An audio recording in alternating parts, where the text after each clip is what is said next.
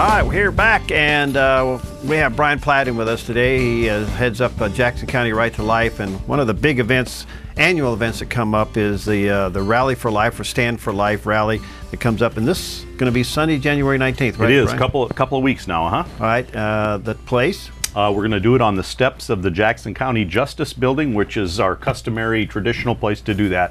Be 1:30 Sunday afternoon, rain or shine. Rain or shine. And usually the Lord blesses us with a sunny day, even though it might be a little bit chilly. Yeah, it is one of the colder spots in the valley. Well, but it's just the way the building is oriented and whatnot. It's just not my fault. It's just one of those things. Yeah. But anyhow, yeah. So Sunday, January 19th, 1:30 in the afternoon. The rally will last about an hour. Okay. And we have some special guests. We have music from Jeff Nicholson, and just really looking forward to it. And it's just the time for everyone who professes the pro-life position to live out Proverbs 31, which is to be a voice for those who can't speak for themselves by their attendance there.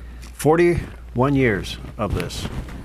41 years. And we're actually making some headway. Some things are happening, and some of the numbers are heading in the right direction. Some of the numbers are not. But 41 years, and we just don't give up. I don't find the word quit on this. No, it is a never, never, never, never, never give up. Yeah. And that's not in the Bible either. No. So no, absolutely not. And you're right. And we should be able to, just in a couple of minutes, we should be able to touch on just a couple of things that I thought were really significant. Go for it. Well, let's catch the petition first. Okay. Because I have it right here in my hand. Okay, we got the petition. And if you need one of these, we have them here at the Dove. Okay, so here's an opportunity to be a voice for those who can't speak for themselves. Right. What we're trying to do here is we're trying to put on the November 2014, this year now, ballot, a constitutional amendment that bans the use of taxpayer funding for abortion in Oregon. Now, this is elective abortion. Mm-hmm. And right now, about 1 out of every 3 abortions in the state of Oregon is paid for by yours and mine's tax money. We have no choice. It's done through the Oregon Health Plan. And so the idea behind this is, with the constitutional amendment, it will take that option away from the Oregon Health Plan. It doesn't ban abortions.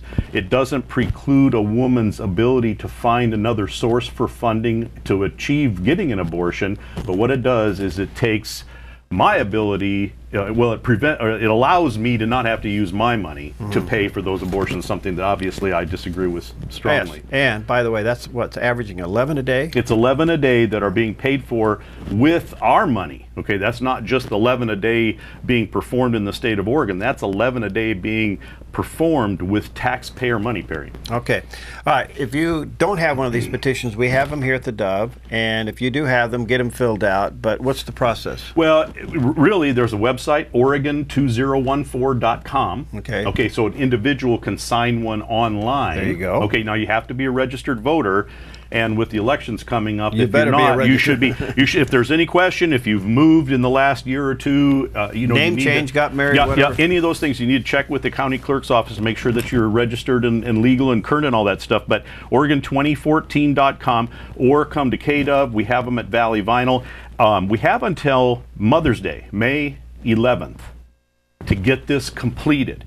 And we're going to have a meeting, a second kind of an organizational meeting, the push through here on Monday, January 20th, the day after the rally, at 7 o'clock at First Baptist Church. And so I would encourage anyone who'd like to be involved in helping get out to the churches in the valley and help us gather these signatures to attend that meeting at 7 o'clock.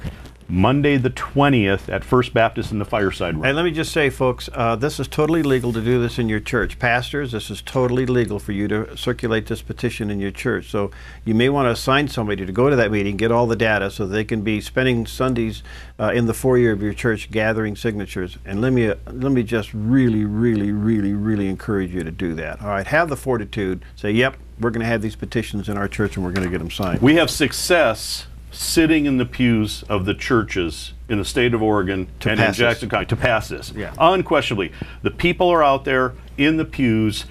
We have the numbers. We just need to get the activity there going. So very important. All right. What else you got going on? Okay, well, so 2013 was a big year for the pro-life movement. I mean, it really was. There were a lot of really neat things, a lot of reasons to be optimistic about what's going on. There were some really interesting studies and things that happen. And one of the most important is, we've talked before about the link between abortion and breast cancer. Right. And it's a very controversial thing. There was a study that just got absolutely lost by the mainstream media. Yeah. Okay, in October, November of this past year, a Chinese study that was published in a very prestigious medical cancer publication, a very highly regarded, 44% increase in breast cancer for women that have undergone one abortion. And to 2 abortions, the risk increases to 76%. Wow. 3 abortions, it goes to 89%. And it was a massive study. It wasn't just 10 women or something like. I don't really understand how they analyze all this, but I'm sure that if someone was really interested, it's something that you can easily find online. But this is huge, because this has been something that the media and some of the big organizations like the Deal with Komen Foundation, they've been dodging this. Yeah. It's contradictory to their whole mission, and of course it flies in the face of the feminist notion, that this is all about women's reproductive rights and whatnot. So big deal.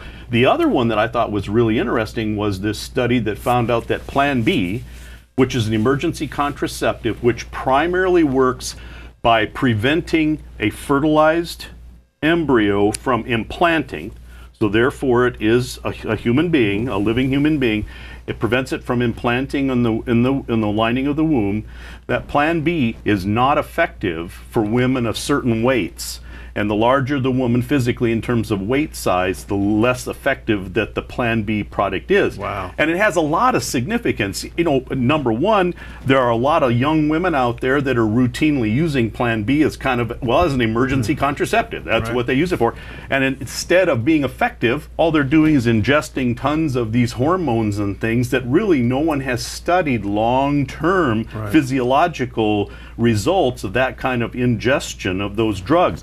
So here we have something that's promoted strongly by Planned Parenthood, and yet it turns out if a woman, and some of these average weights, I was surprised at this, but the average weight of a lot of these college-age women and whatnot are right at the threshold where this Plan B isn't even working for them. Wow. They're taking it anyhow, and it's not working for them.